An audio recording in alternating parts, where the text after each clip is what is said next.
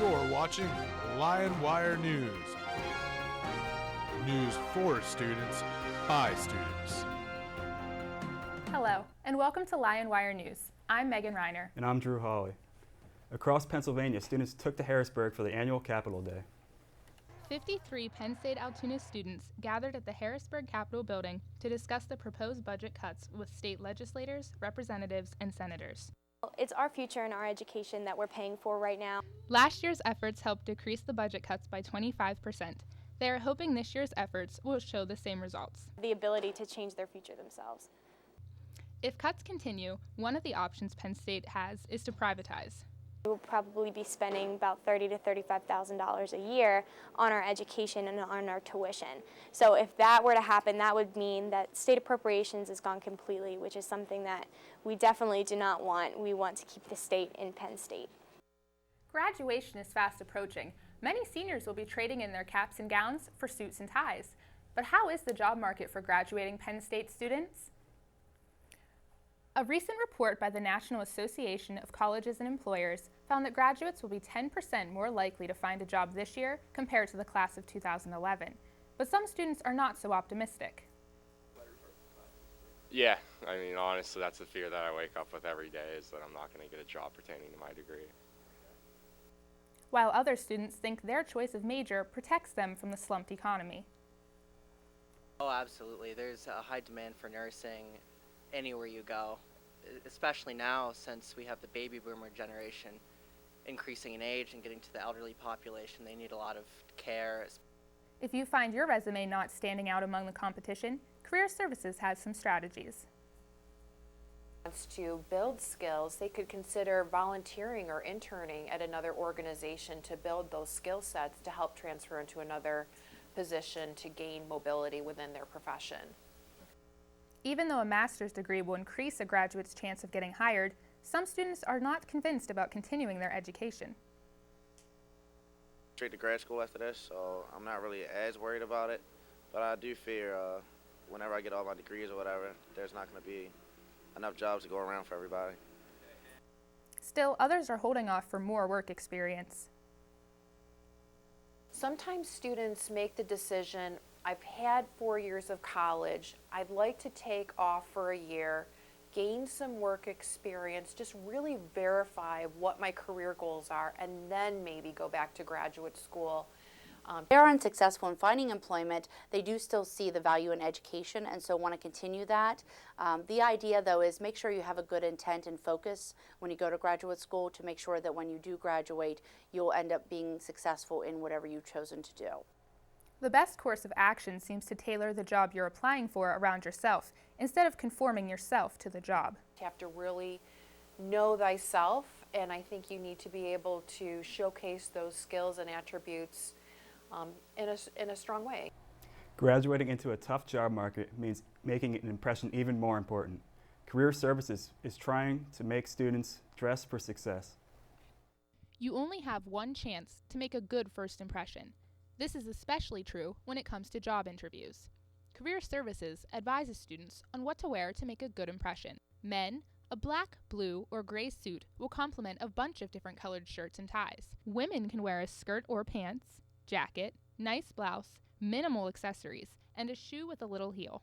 Dress for the job you want, not the job you have.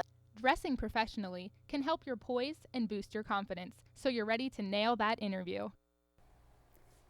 Stop by Career Services Tuesdays between 12 and 3 to speak with a staff member. Coming up, we will see how a local business is going green. And speaking of going green, after the break, we'll see how Penn State Altoona is celebrating Earth Day.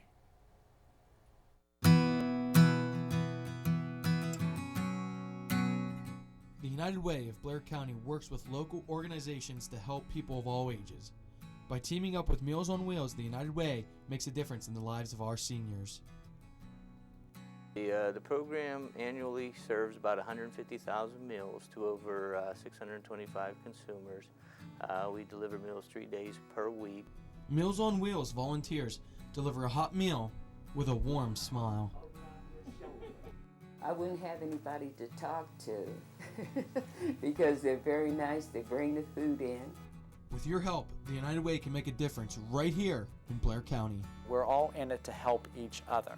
So by helping us, we're able to help others, and we're all living united. Give, advocate, volunteer. Support the United Way. For more information, visit unitedwayofblaircounty.org. With Earth Day quickly approaching, Penn State Altoona is turning up its efforts to promote a green lifestyle. Here's Louis Creasy with more. This year's Earth Day will be unlike any other that Penn State Altoona has ever seen. Environmental Studies student Corinne Green has planned events that make going green fun. I think we're going to hand out close to 40 trees to be planted over at Seminar Forest. We have a wide variety of children's tables, kids' activities such as a river lab. We're doing tie-dyeing, which is something that's always a part of Earth Day. We're going to make rain sticks also. That is with paper towel rolls, and we put some aluminum foil and beans in there. We cover the tops, and then it sounds like a rain stick. We have a lot of things going on that day. It's going to be a great opportunity. Earth Day will promote several aspects of going green that will help the environment, but it's the little things that will make the biggest difference. I stress recycling. Everything that you basically use can be recycled in one way or another. So anybody actually has to realize what we put out there, we need to take back to recycle so we can put back out there again. Earth Day events will take place on April 20th between 11 and 4.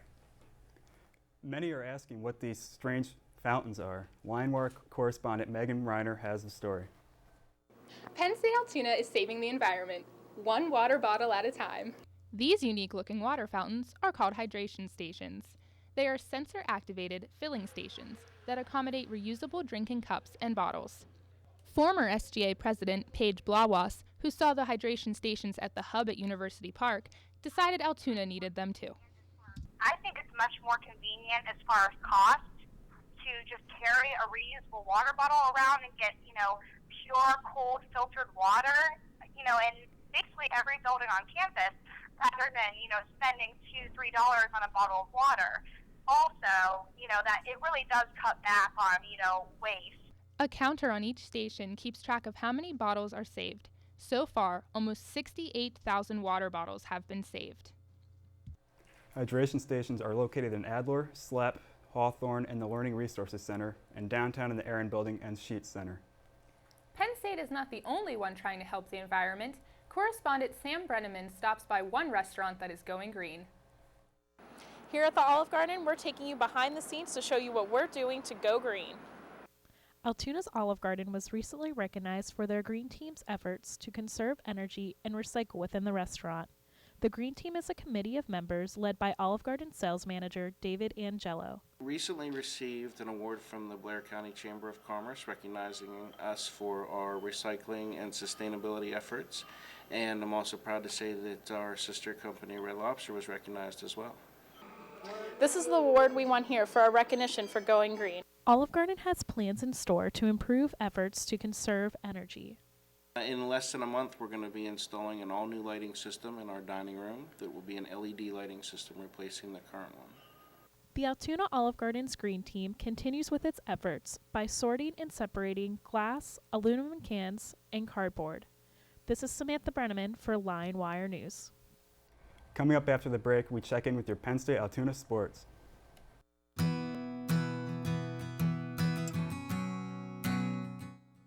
By teaming up with the Gloria Gates Memorial Foundation, the United Way supplies a safe place for local kids. They learn social and life skills that keep them out of trouble. That's the big thing, is just get them to succeed. With your help, the United Way can make a difference right here in Blair County. We're all in it to help each other. For more information, visit unitedwayofblaircounty.org. Are you hurt by mean words people say? Do you feel scared in the hallways or the playground? Have you or a friend ever been bullied? If the answer is yes, don't wait another minute. Contact us. The Bully Busters. We will help you in any way we can to get rid of the bully problem. We are ready to help you.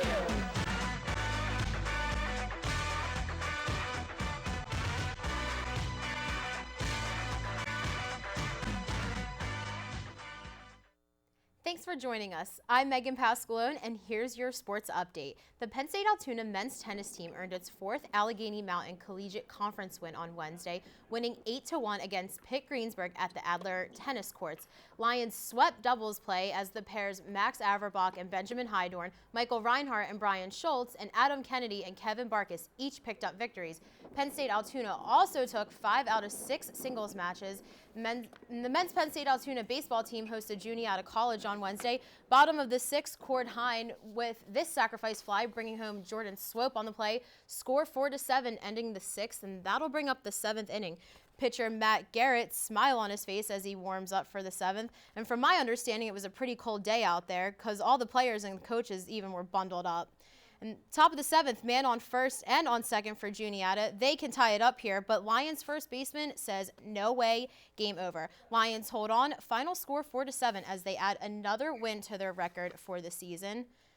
And switching to women's softball, hosting Franciscan, number 26 Brittany Smith line drive to center field. That gets her on base and sends 2 home in the bottom of the 1st. Bottom of the 2nd, number 5, Lily Glunt with this home run, and that wasn't her only one on the day. She racked in 6 RBIs for the Lady Lions. And the brightest spot out of the game for the day was pitcher Allison Stugart. She tossed a perfect game. Lady Lions went on to win the game 22-0. And Stugart was named the Allegheny Mountain Collegiate Conference Pitcher of the Week on Monday. Stugart pitched a perfect game against Franciscan University last Tuesday, and she added her 2nd win of the week on Saturday against Penn State Barron. In her 4 appearances last week, Stugart walked only 3 batters while recording 11 strikeouts. And that does it for your LionWire Sports Update. Coming up after the break, we'll have your community calendar. Overlooking the city of Altoona, the Booker T. Washington Park had lost its luster. With that in mind, Operation Our Town and the Central Blair Recreation and Park Commission, in collaboration with the NAACP, set out to give back to the community. The court was in bad shape. It needed some new backboards, rims. There was cracks. There was grass growing up onto the court itself. New additions to the park will include a renovated basketball court, playground for families and friends, fitness stations, and a walking path. I can't wait till everything is done so I can bring my grandkid to play in the playground. Kids can use it for whatever their imagination brings them. Members of the community already have noticed a difference. Stuff for the kid to do to keep him out of trouble.